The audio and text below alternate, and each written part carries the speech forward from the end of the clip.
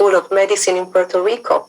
He is certified as a master trainer of lifestyles by the University of Pittsburgh for the CDC Diabetes Prevention Program.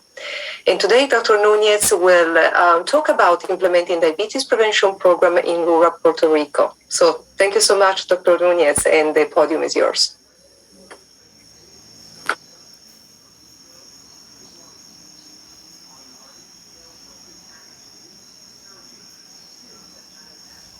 Dr. Nunez, you're muted.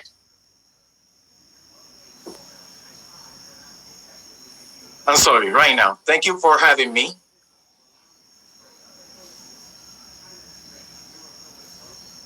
Okay.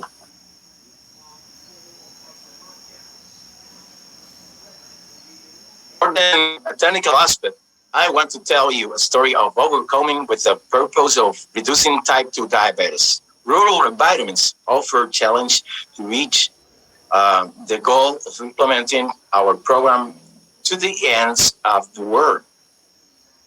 This is a Puerto Rico DPP, a resilient program. In Puerto Rico, we shake a fruit tree and many diabetes fall. Doesn't seem funny? But personally, I have 2 children who use insulin. Just hundreds of thousands of families and half children are affected by diabetes in Puerto Rico. We must cut a generational incidence in health, and just as possible. 1.8 of every 100 Medicare beneficiaries consume preventive service. This means that the population does not use prevention service and is not clear about the concept of primary prevention. So, in addition to being a challenge to present a change of culture in society, it is also implied and an effort at education for children. Utuado is in the central mountain range of northwestern Puerto Rico. We must emphasize that it is a health region with the highest prevalence. The prevalence is 19.3, you see?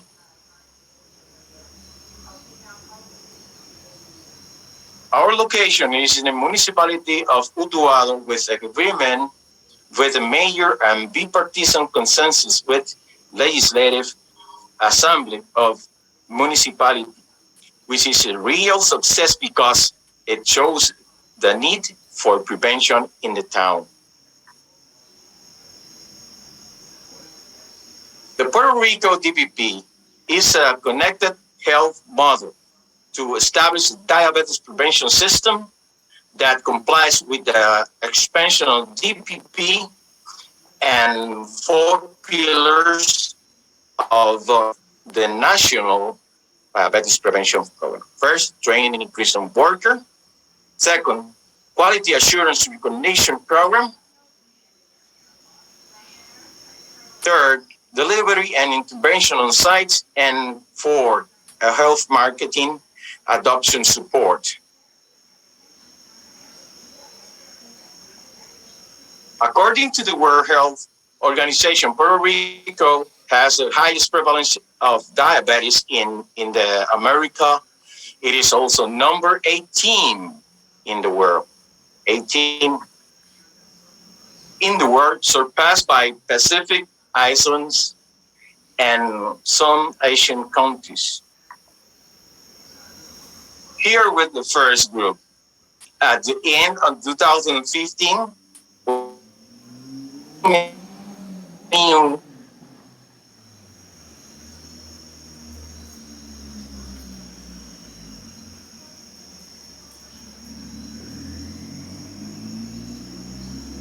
the mission is important to change people behavior so that they are closer to improving health by practicing permanent habits and lifestyle changes.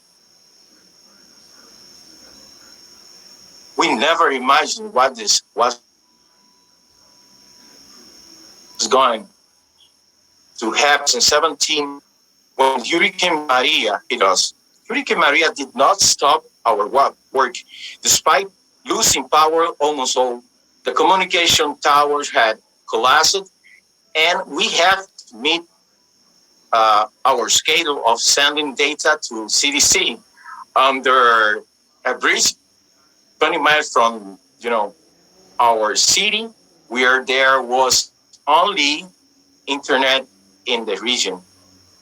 This was a test of cybersecurity in business, continuity in connected health, and we won. A full year passed until the restored like contains calories and fat in a food why in supplements. This is an activity to practice. Appropriate screening and exercise safety of clinical data. The American College for Medicine clinical management model is ideal for a program in which physical activity is used. We include it within quality assurance, and it is essential for preventive primary care and health care. You see the icon of the program, the name is Plácido Dulzón, similar like Plastic Sweet.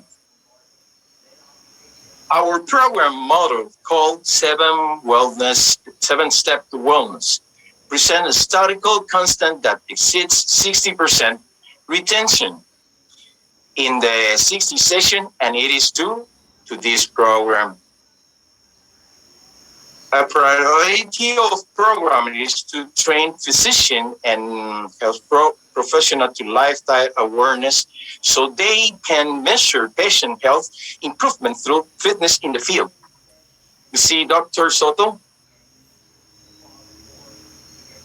The motivational program, Sube la Cima, is the climb top to the sparks, impart each participant to reach their highest level of wellness. Our motivational program, we also put to the test during the hurricane and keep participants inspired to finish. This is how we are able to complete it. We give each one a medal for achievements in health obtained. This is the day of the medal. Here, the ladies and doctors of the program. Kids Run to Prevention. This is a program is part of the empowering new generation of health professionals in high school to health promoters. And this is our internship in health promoters and the medical fitness laboratory. This is a special project for us. We want to make a digital diabetes prevention program coaching school. We conduct a campaign right now. The name is My Superpower Innate Immunity Against COVID-19. We recently started our impact campaign in the municipality of surrounding towns, recruiting community leaders to systematically prevent and with scientific evidence reduce the incident of each neighborhood of town of Utuado. It remains for us to express that fulfill the first phase. Our mission is equipped to open 10 centers to provide service to more than 30,000 people in 10 towns throughout the island. So help us, God. I engage the people to prevent diabetes type 2 in rural areas. It's a high honor of gratification, but necessary to improve the population health in my country. I encourage you to impact the health of others. Thank you.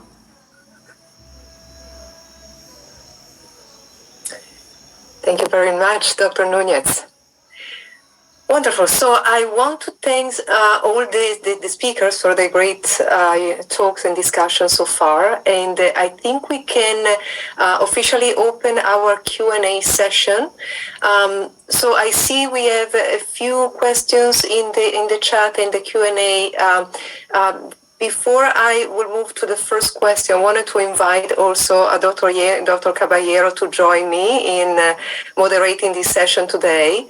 And I think we can maybe start by the first. Very happy to read through the first question that we have received.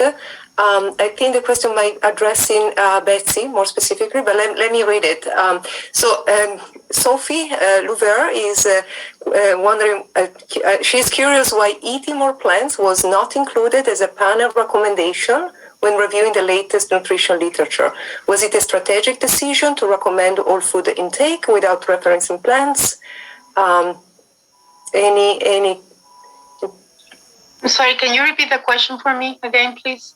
So the question is why eating more plants was not included as a panel recommendation when reviewing the latest nutrition literature. There is some of it included in there. We try to stick to the American Dietetic Association advice as well as the American Nutritional Guidelines. But the emphasis was mostly on getting away from the old statement of macronutrients, as opposed to getting to the details of that. But there are some nuances of that is included. I didn't say it because I was just giving kind of the overall kind of emphasis that we're doing here. So the main emphasis is focusing on patterns, that there is no particular diet for a particular person. So there's based on patterns, lifestyle, cultures, and all of those things. And then the emphasis has been through all the new updates on habits